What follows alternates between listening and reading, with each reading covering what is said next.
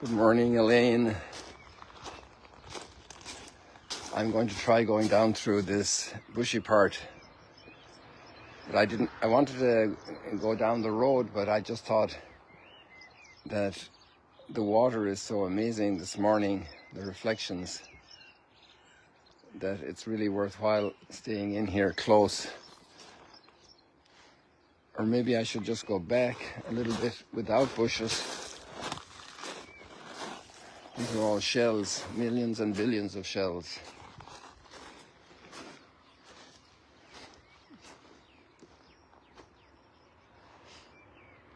In a way, I think it's a bit adventuresome to go down here, but it's actually, there's really an incredible beauty in the shoreline. Look at all the organic debris here pushed up by the easterly wind last week. It's amazing how nature recycles so much material. We got to learn from that. But I think this is actually better here. I don't know, what do you say, guys?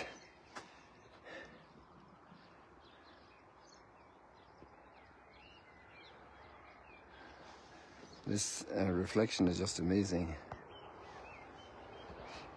I think we'll stay here because it's so good. It's hard to pass up on it. Like, this is just here at the shore, and then we go out a little bit deeper and we get to the other shore in the middle of the screen, dividing the two. It's like a perfect mirror this morning.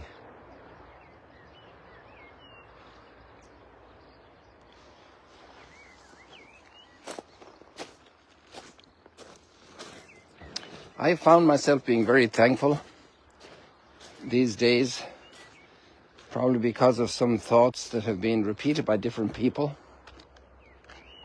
And a thought that goes with being thankful is a thought that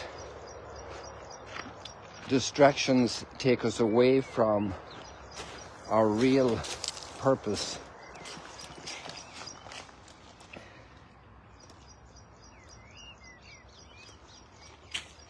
You know, this happens in a certain age category, and I'm experiencing it already. You go to your room and you say, oh, why did I come here? And I can't remember. And then I retrace my steps, and then I remember. It was for my phone charger. Or it was to get some ginger, which I find to be very good for the throat.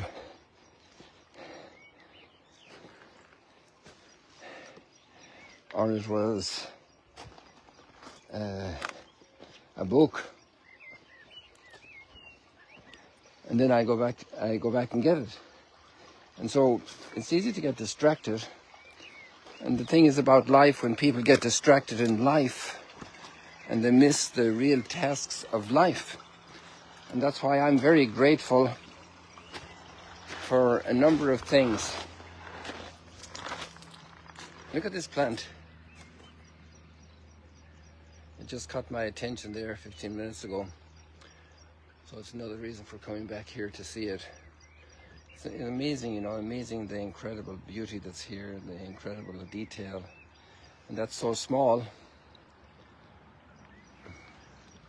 If I just keep my finger there, you have all those detailed flowers with so many shades of color, and all the fruitfulness in it, and all the resilience to deal with the storm we had. And there comes the sun.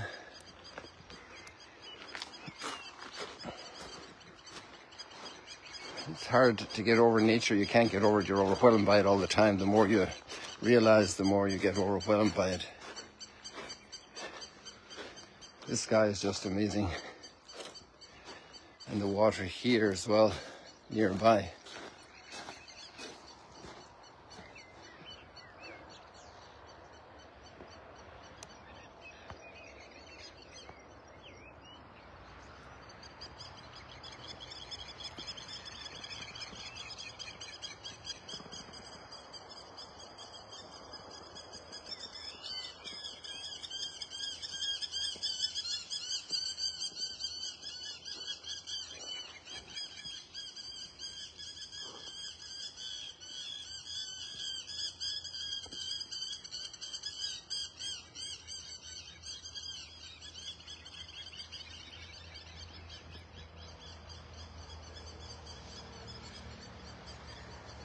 hard not to like this. So getting distracted, like I do every morning, doing stroll and chat, going from nature to scripture, but actually there are two books that match each other, and they're coming from the same author, so we're staying with him, being it either nature or scripture.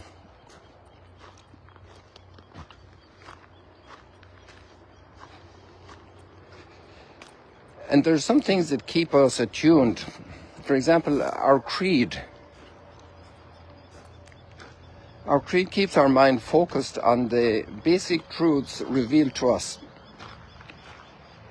by God. That's an extraordinary gift. And many different theories come about and jump up and jump down, or popular and or unpopular. And just looking at the creed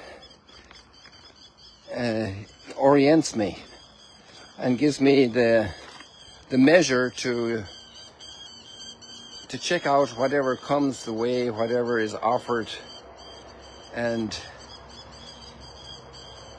then I have that guideline that's very helpful so that I don't get distracted from the purpose. And today we have two very powerful scripture texts in this regard. From the book of Leviticus, and it's the original text from which a phrase is welded by Jesus onto a text from Deuteronomy to give us the two greatest commandments, which are really one. And today we have a text in the Gospel which shows us why they are one, which is absolutely fascinating. To love God with all our heart and all our soul and all our mind and strength, that's Deuteronomy.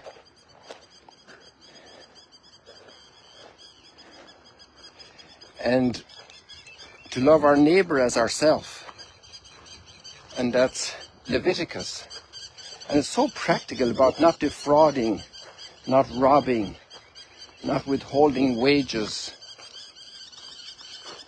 all the forms of injustice that can come up. Imagine the horrible thing of cursing the deaf. I mean, what more do they need besides being deaf in terms of hardship in life? And to curse them, how horrible, how awful, how repugnant. But the scripture reminds us of these things because sometimes we are so sick of mind, so alienated from our true identity and true selves, that we need these guidelines.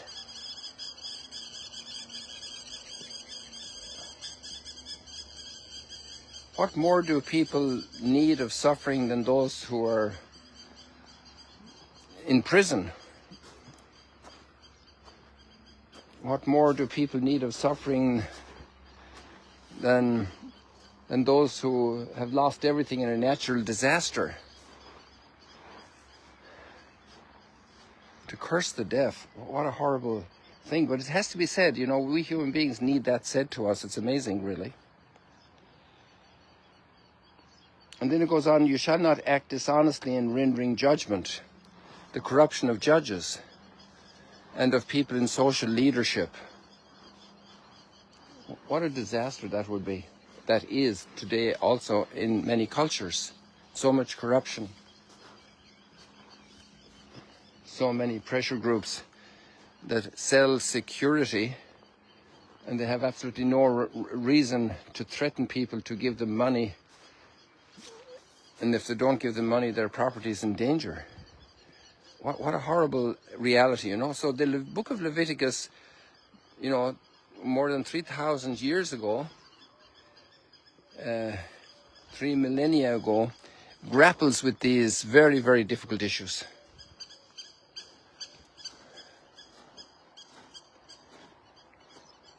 Of broken humanity.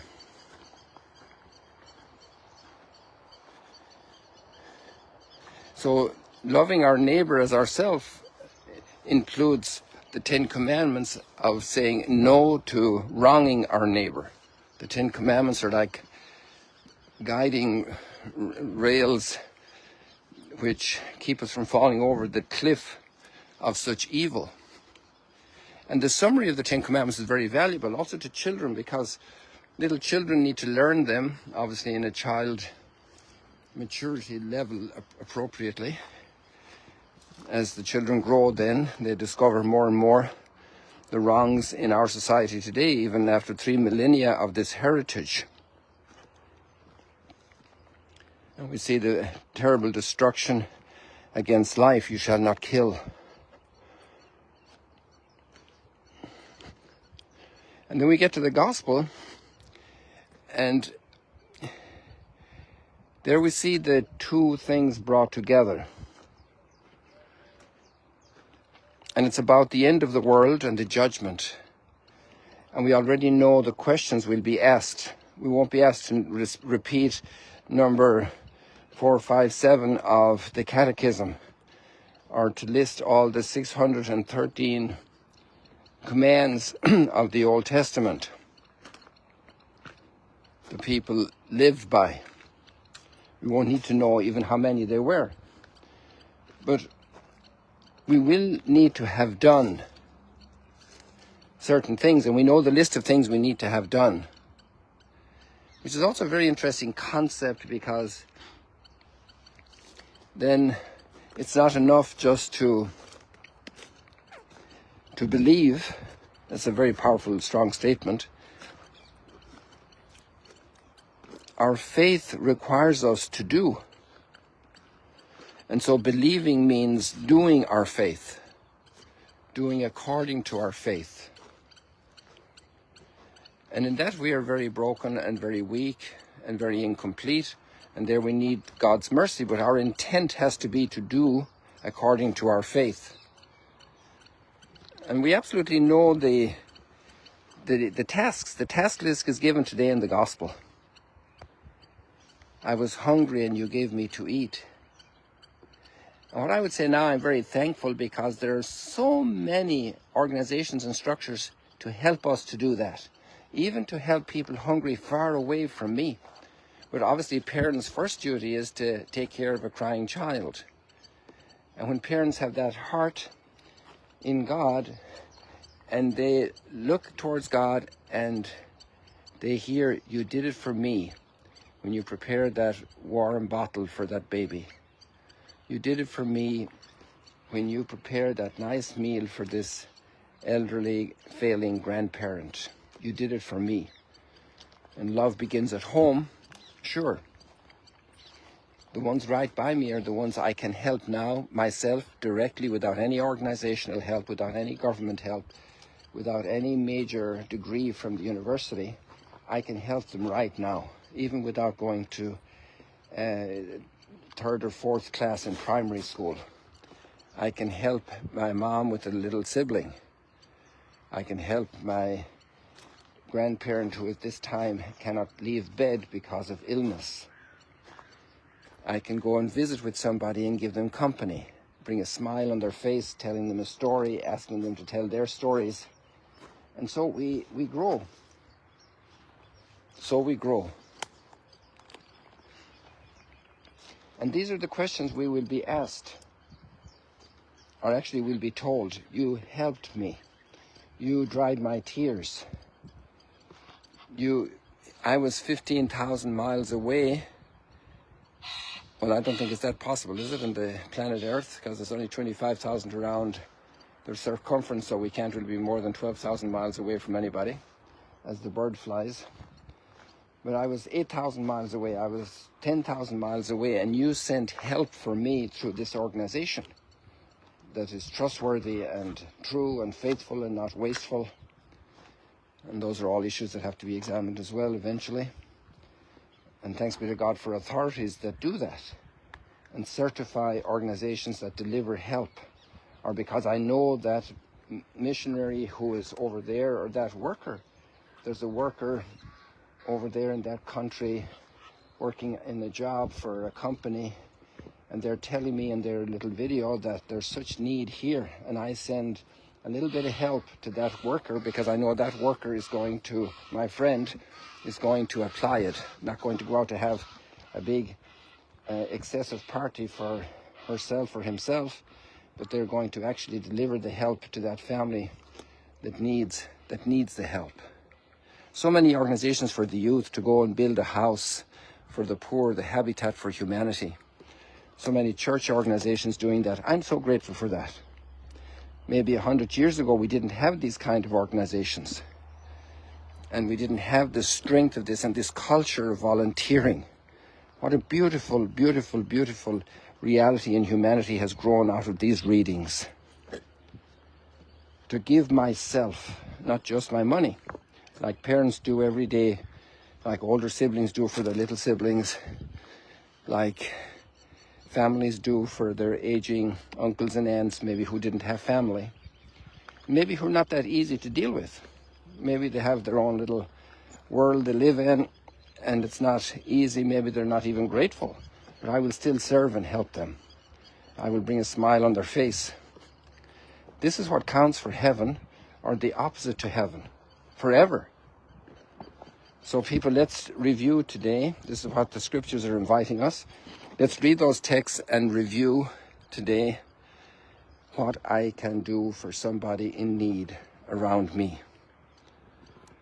There's some people who are very sad, very depressed. They need company. They need closeness. There are people who are bereaved. There are people who feel very guilty. There are people who feel very lost and need somebody to hold their hand and pray with them. So we have lots and lots and lots of opportunities. Have you ever gone to the gym to do exercises? There are different machines and different exercising procedures and dynamics and resources. And that's what a family is. A family and any community of people, the workplace, it's a gym with a lot of different opportunities to do kindness, to do goodness, to teach, to nurse, to guide, to coach. Thanks be to God, we have so many structures giving us relatively easy tools to benefit a lot of people with some little bit of effort. People, I don't want to leave here, but I know you need to go to look after somebody who needs something. God bless you. See you later, alligators. So we have to go back and look at that sunrise again. It's just so amazing. Look at that spread. Oh, yesterday, a little story. I was up in Mount Arbel yesterday afternoon, and I saw 8 gazelles up in Mount Arbel. 8 gazelles. But actually, it was in this direction here behind the trees. And they're on Instagram if you want to see it. There's a link there for the Instagram, EKLC, and you can see the gazelles in Mount Arbel. But take care of somebody who's in need first. God bless you.